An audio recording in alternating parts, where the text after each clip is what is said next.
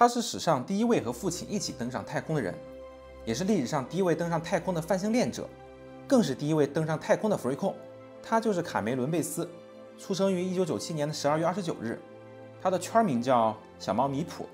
2021年的12月11日，米普和他的父亲以及另外4人，在下午的15点整，一同乘坐蓝色起源 NS-19，从德克萨斯州的发射场起飞，执行亚轨道太空飞行任务。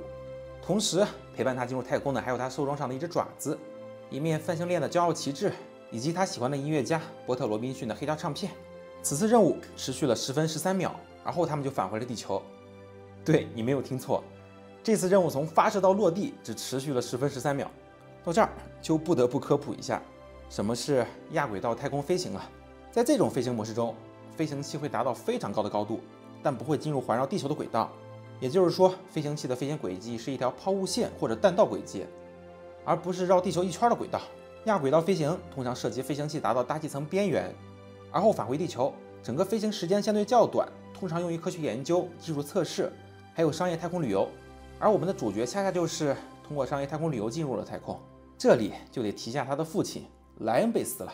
而维基上居然能查到他父亲的资料，看到职业生涯，又是风投家，又是各种公司的 CEO， 拼爹的时代呀，能把自己和自己的孩子一起带入太空，体验商业太空旅游，确实厉害。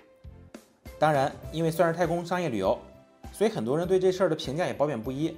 主要是很多人抗议付费进入太空旅游并不能被称为宇航员，也有人说他在拼爹，并不是靠自己的实力。